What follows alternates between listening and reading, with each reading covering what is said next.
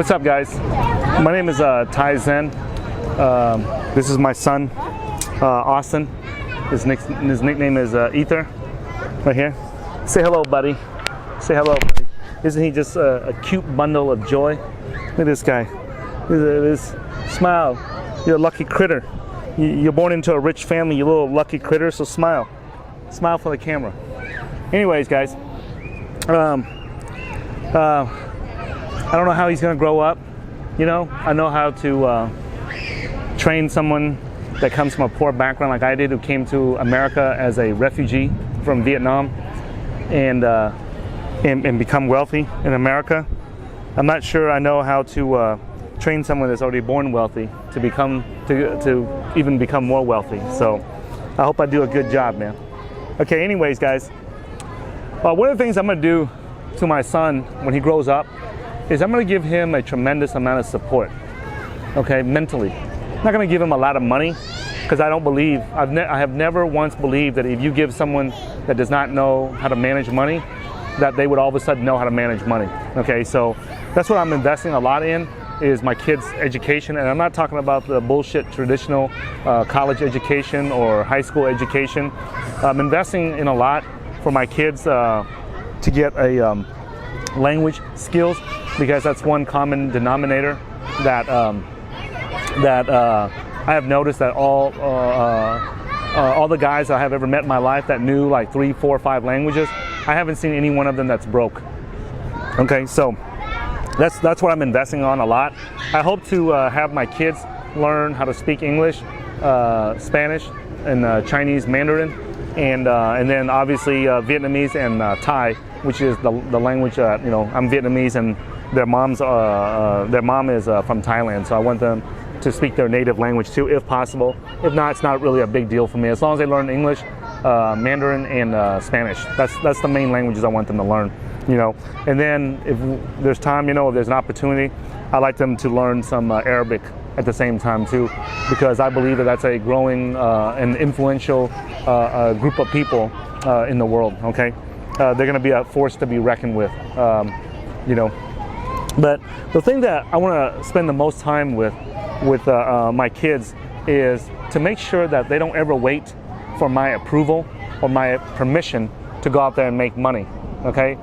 When I was growing up, many of you guys know that I grew up as a poor Vietnamese refugee in America, and I lived in the ghettos and the black neighborhoods, got involved with the wrong people, went to prison for nearly 14 years for drugs, right? And then when I came out in my mid-30s, I had to start all over, learn how to trade, and then thanks to the phenomenal trading instructors that taught me, held my hand, and showed me how to trade the financial markets, I was able to use those skills when the cryptocurrency market came out, and I recognized that it was going to be a new asset class, so I was able to trade it and make enough money to be able to retire early. So, you know, I went to federal prison from the time I was 18 to the time I was about in my mid-30s, 33, 34, 35, something like that, and then from that time, I worked and traded and saved up enough money to open up my trading accounts, and traded up until I was in my mid-40s, and I was able to retire. You know, in about 3 more months, I'll be 49 years old. So it's been a great journey.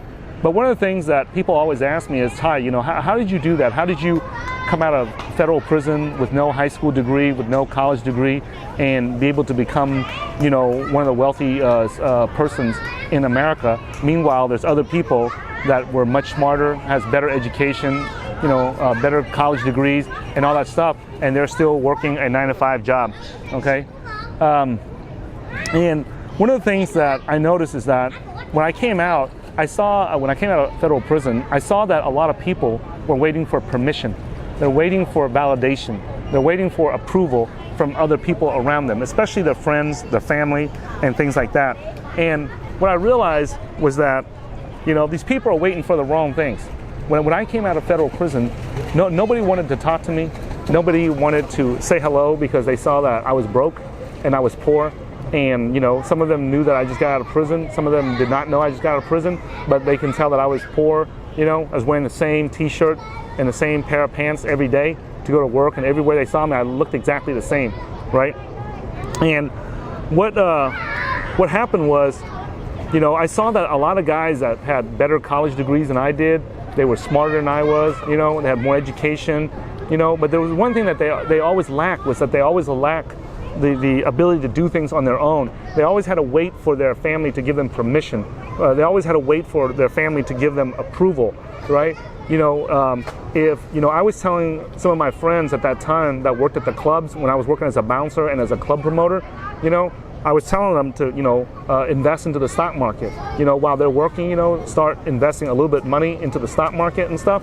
And they would just, they went home, and the minute they opened their mouth and said they wanted to, put some money into the stock market, their friends, their family, their neighbors, everybody said, you're stupid, you're crazy, that's a gamble, you're gonna lose all your money and stuff like that.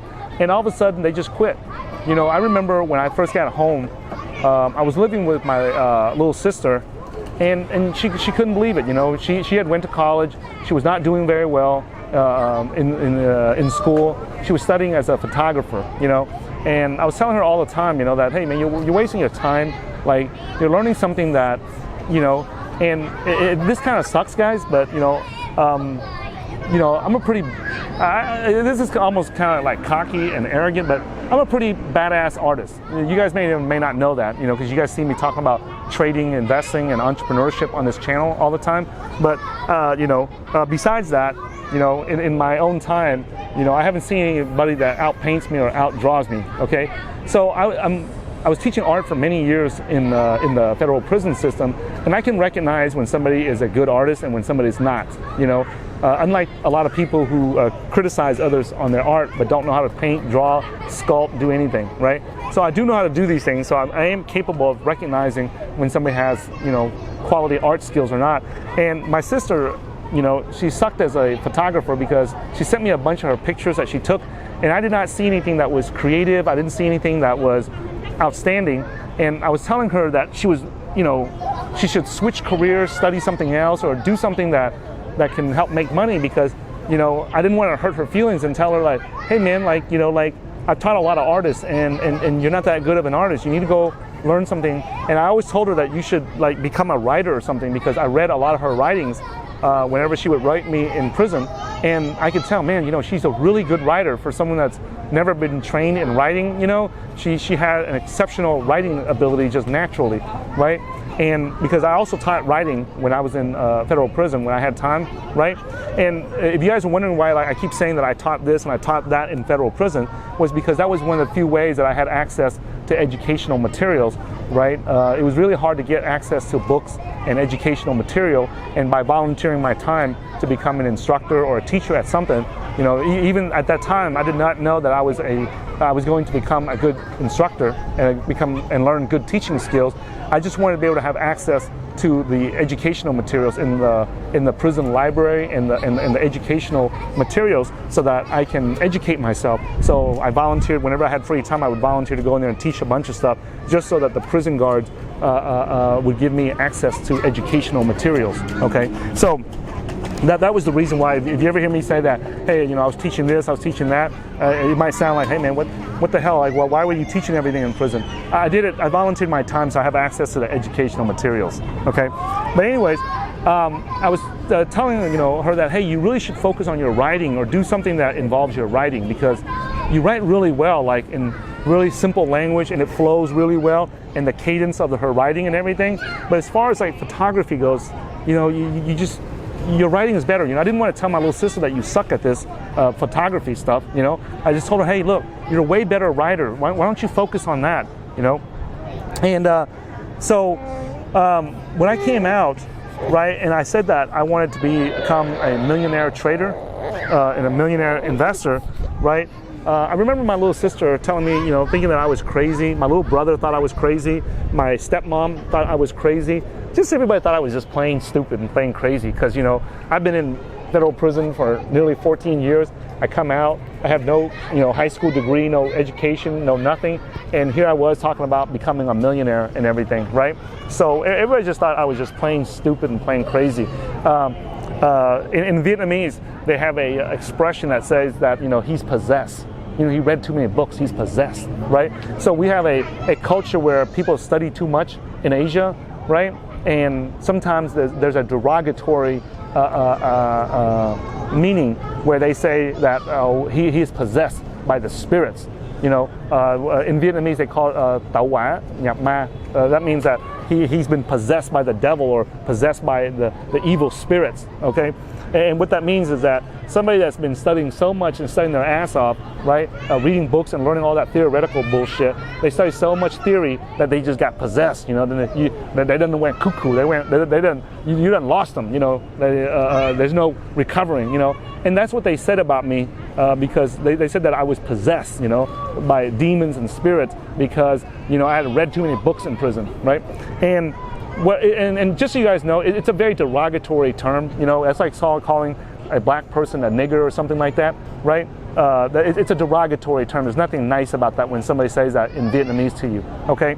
And what was funny was that my stepmom was saying this to my little brother and sister behind my back, okay? And then when I went to work at the clubs, working as a bouncer and a security guard and as a promoter, a club promoter and stuff, right? I had my coworkers at the clubs tell me, you know, that I was a pipe dream, you know, and that, you know, 5-10 years later, I would still be working as a bouncer at the club district and things like that. And what happened was these people were imposing their will. They were imposing their failed beliefs, their lost hopes, their lost dreams on me. And what they didn't realize is that even though I was a high school dropout and I might have been in federal prison all my life, right? The one thing that they failed to see, because it's not so visible to the outside world, is my desire and my motivation and my willpower to survive and do better for myself and advance myself. They did not know how strong my will and my motivation and my spirit was. You know, they said that, you know, they laughed and said that I was possessed by evil spirits, you know. I was not possessed by evil spirits. It's just that I had trained myself to where I had an unshakable spirit. I had an unshakable willpower to become wealthy and become rich in America. I looked around and I saw hundreds and thousands of people that are rich and wealthy in America, you know, and I figured that if this is a country with all these opportunities, and if I cannot become rich in here, then where would I become rich at? You know, you got people that are millionaires and become rich and wealthy in these poor-ass third world countries, these second world countries, and here I am living in supposedly the best country in the world. And if I cannot become rich there, then what chance does anybody else have, like in my old country of Vietnam or Cambodia or Laos or Thailand or any of those places, right? So I refuse to believe that. I refuse to let the negativity and the negative limiting beliefs of my own family, of my coworkers, of my friends that time, right, impose those things on me. And what I realized was that I met a lot of guys that were really, really smart. I met a lot of guys that was really, really talented. But however, they could not do anything in life because they were waiting for their friends and their family to give them approval. Go get him, Johnny. Go out there and do it, and go out there and conquer the world. Go out there and you know, we support you. Man, if you wait for that to happen, right, it's going to be a cold day in hell, and the devil is going to be out of work, out of business, okay, if you're going to wait for that day, because that day is never going to come, okay? When on the rise to the top, no one is going to believe that you are going to become wealthy. Nobody is going to believe that you are going to make money, because the reason why is because they look around you and they're going to look at you and say, bro, like, I know you. I went to kindergarten with you. I went to first grade with you. I went to second grade with you. I went to fifth grade with you. I went to high school with you. I went to college with you. You ain't nothing special, right? If I can't become a millionaire, how are you going to become wealthy and become a millionaire, right? That's what they're going to say. They're never going to say, oh, man, you know, like, oh, you know what, I'm too dumb or too retarded, you know, you move on. You know, in that movie Good Will Hunting? Remember in Good Will Hunting, right? Remember the movie Good Will Hunting was about a guy named Will Hunting who was a genius, and he grew up in the ghettos and the poor neighborhoods of Boston, a city, a large metropolitan area on the East Coast of America. And in that story, it's a beautiful story because he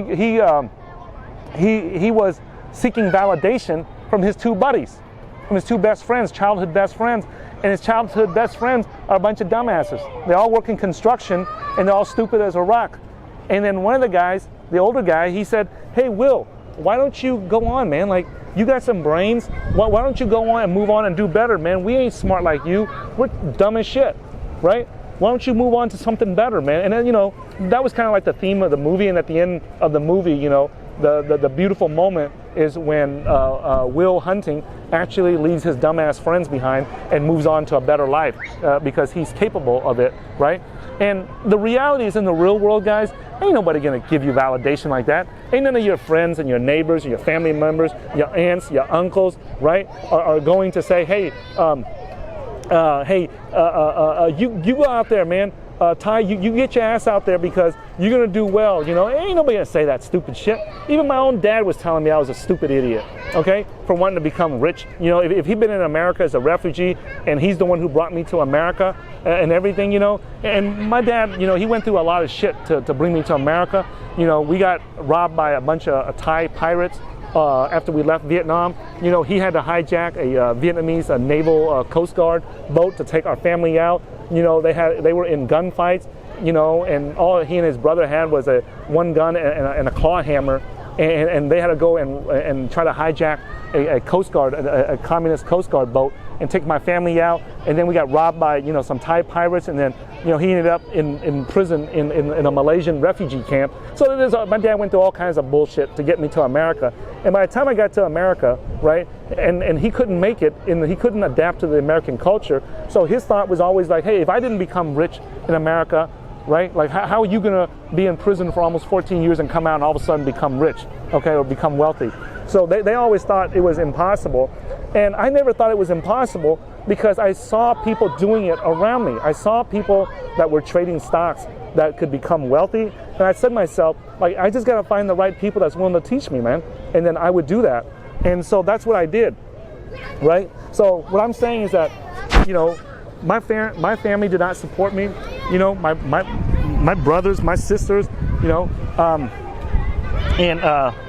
even my older brother that was in prison, right? When I came out of prison, I told him I was gonna, you know, try to become an entrepreneur, a trader, and become wealthy and stuff, and help him out when he come out of prison. Even he didn't believe me. You would think that he would pray for me or hope that I would become wealthy so I can help him out and stuff, you know. Even he thought, hey man, just get a regular job and just work 9 to 5 and be content and be happy, man, that you're free, you know, and that you're out. I'm like, I'm not gonna be content, man. You know, this is what I want to do. You know, I want to become rich and wealthy. Why can't I do that when there's people out there that have already done it, right? And the most common excuse that everybody said is, hey man, you know, we came from a refugee family. You know, you're a high school dropout. You spent nearly 14 years in prison. You know, there's other people out here in America couldn't become millionaires. Like, why would you become a millionaire all of a sudden, right? And so I never let that bother me, and I never waited for someone's approval. You know, till this day, you guys realize that till this day, I don't have one family member that supports what I do. You know what I'm saying? Like, I don't have one aunt, one uncle, one brother, one sister that goes out there and say, like we you know, I have what I believe is the best, you know, cryptocurrency investing blueprint out there, the absolute best training program out there for people who are serious about managing a 7, 8, 9-figure cryptocurrency portfolio out there. Do you think that my aunts, my uncles, my brothers, and my sister ever go online, share it on their Facebook, share it on their Twitter, share it on their YouTube channel, right? Or share it on their social media and say, hey, look, man, I got a brother here, man. He's a badass fucking trader, and you should follow him and get his course and learn from him? You think that my aunts or my uncles ever posted online and said, hey, man, check out my nephew here. You know, he's one of the baddest cryptocurrency traders and investors out there. You know, he started the first Bitcoin and cryptocurrency trading investor in channel on YouTube and stuff. You think any of my family members said it? You think any of my friends said it? You think any of my co-workers say that? None. To this day, nobody, not one person. All the traders that I used to work with in the past, not one of them has ever said that. Okay? And what I'm sharing with you guys is this: is that on the journey to you know, life-changing profits, guys, ain't nobody gonna give you support. Ain't nobody gonna give you a pat on the back. Ain't nobody gonna give you, you know, an attaboy. You know, attaboy, Ty, you did a good job. You keep going, buddy. Hey, don't quit and give up. Ain't nobody gonna give you to tell you that. Okay? Yeah, that's right. At times, I would feel like that, where I'd almost be in tears, because I was out there fighting myself, and struggling by myself without any, support or approval or validation from anybody around me. And that's the journey, guys. It's sad to say, but the path to life-changing profits is usually a solo path. It's usually a lonely path. Okay? And that's why when my kids, when they become wealthy, it's not because when they grow up and become wealthy, it's not because that they grew up in a wealthy family and that I provided for them. It's because when they want to do something, I'm going to be there to support them morally, to support them mentally. Okay? You see this little critter right here? He's not going to know. He's going to be soft and he's going to be fragile. And if I come out there and tell him, you're a stupid idiot, you ain't never going to become rich because dad was too stupid to become rich, so you ain't never going to do it, I'm not going to tell him stuff like that. I'm going to tell him, get your ass out there and pursue your goals and dreams. Have a goal, have a dream, get your ass out there, learn from the people who have achieved those goals and dreams, learn from them, make your mistakes fast, get your ass up when you fall down, learn from your mistakes, and continue on. You know what I'm saying? So see, shit like that, that's what happens in life. Sometimes you might be standing there and then you fall, and you got to get your ass up. You can't wait for someone to reach their hand out and pull your ass up. Sometimes in America we call it bootstrapping. That means that you pull it by your boots, because on American cowboy boots, they have straps on each side so that you can put your fingers in and pull it up. So sometimes you got to bootstrap your own ass. You can't wait for someone to go up there and pull your boots up for you. You got to reach down and pull your own boots up and stand your freaking ass up and go and do it, right? So guys, even with the financial success today that I have, right? When the naysayers, when all the negative people were saying that I would never make it, right? And I'm here today, right? I'm living in a beautiful luxury apartment resort area, right? When I'm living like this, when they see it, instead of being happy for me, they become jealous.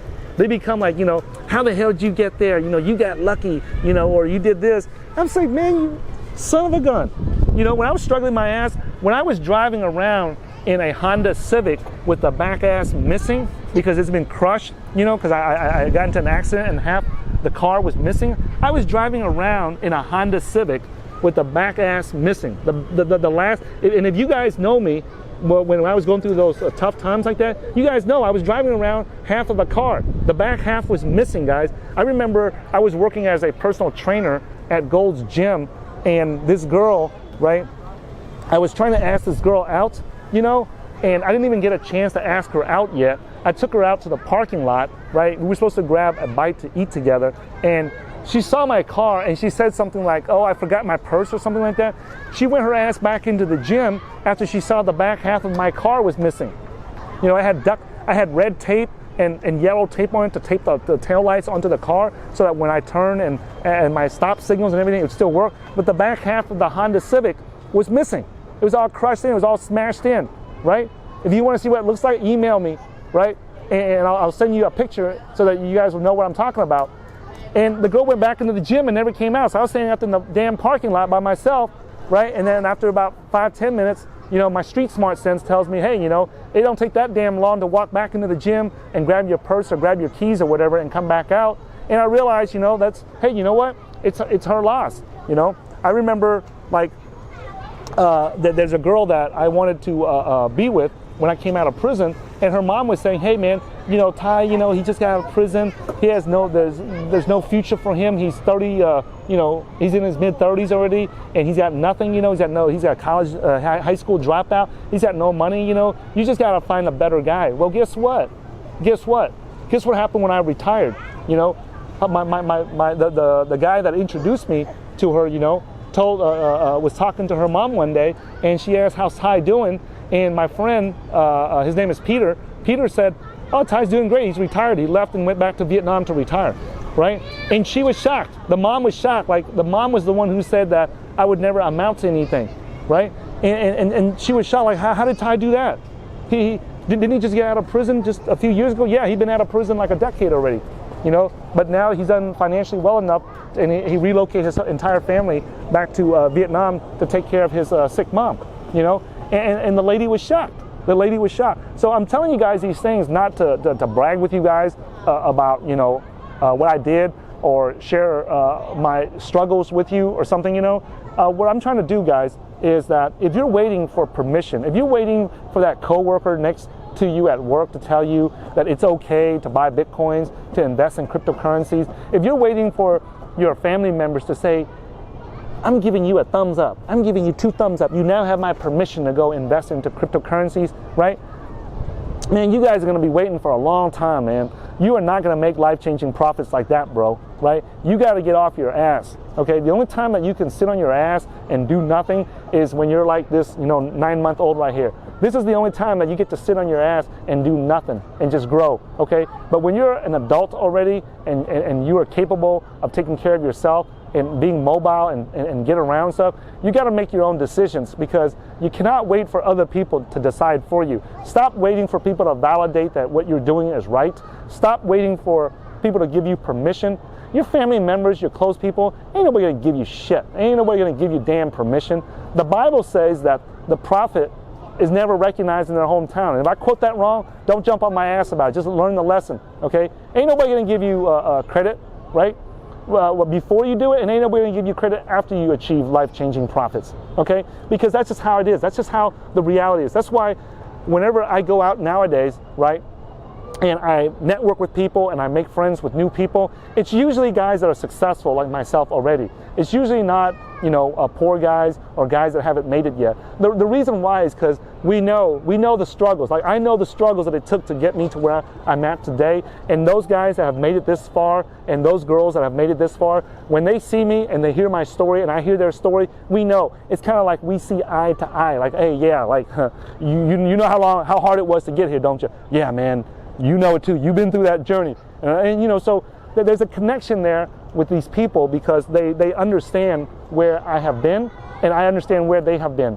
And I know that they had to struggle to go through it, because none of their friends or their family would support what they're doing. It's extremely rare. It's extremely rare that you ever have a guy or someone where you know somebody would support what you're doing. So if that's what you're waiting for before you dip your toe into Bitcoin and cryptocurrencies, you know, man, you are going to be waiting until your hair turns white and gray, okay? This little critter here will be driving a Ferrari, okay?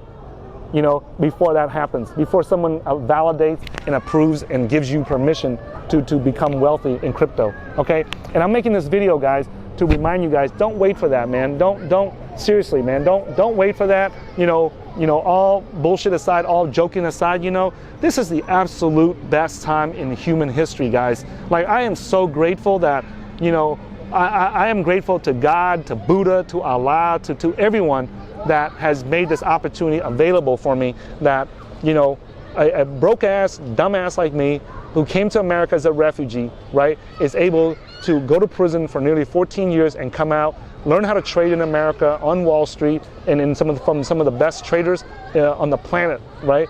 And they were able to help me learn the trading skills that I learned and take advantage of this new and booming cryptocurrency market. I am so grateful for it, guys. And that's why, you know, you see me still making videos about it. You see me talking about it, because I know that this market can definitely change your life too and your family. Stop waiting for permission. Stop waiting for validation. Stop waiting for approval. The prophet is without honor in his hometown, guys. Ain't nobody gonna give you approval. Ain't nobody gonna recognize you, right? You guys know that the Buddha, right? The Buddha, when he was born, the prophets and all the what do you call that? All the wise men, right, were saying that, you know, your son is going to be the King of Kings. You know, and his name will be remembered throughout history. It will never be forgotten. They will forget who you are, but they will never forget who your son is, okay? And his father thought, man, you know, like, wow, you know, my son is going to be able to do big things, right? And the Buddha's father never let him go outside, never let him do anything. He was afraid he might get sick, might get hurt, might get stabbed, might get killed, you know, and not be able to fulfill his, you know, grand destiny, right? Because if he becomes the King of Kings, then his father's name will go down in history. And that was important back then to those Asian people, right? And come to find out, his son, the Buddha, his real name was Siddhartha Gautama. You know, Siddhartha Gautama was the king of prophets. You know what I'm saying? He was going to be a spiritual king, and he's not going to be a material king like his dad was. His dad never recognized that. Imagine that. His son was the Buddha that people still rever and worship till this day and still look up to, you know, and he has changed so many people's lives. And during the time that he was alive, right, nobody, even his own dad, did not recognize that. And then on his deathbed, guess what his dad said? His dad said to him, like, man, that was like the biggest mistake of my life, man. I didn't even know that you were going to be a spiritual king. And now I see why all the wise men were saying that you were going to go down in history and your name will never be forgotten. It's because you're a spiritual king and I'm just a material king. Now, you know, I'm just saying, paraphrases, you know, I don't remember the quotes exactly, okay? So just be aware of that. So if I get it wrong, whether it's from the Bible or from the Buddha scriptures, you know, the textbooks, don't jump on my ass about it, okay? You know. So I'm saying this, guys, because so many of us, when we're struggling, and so many of us on our journey to life-changing profits, you know, before we hit it big, you know, there's always this fear that we're doing it wrong and that we're not doing it right. You know, if you guys are following my channel, you guys are following the right team. I'll tell you that. I can't vouch for all the other channels out there, but if you're following this channel, right, you are following the right guys. That's gonna, take you down and show you, you know, how to get to a 7, 8, 9-figure portfolio. Okay, so if you guys like this type of material, give me a thumbs up.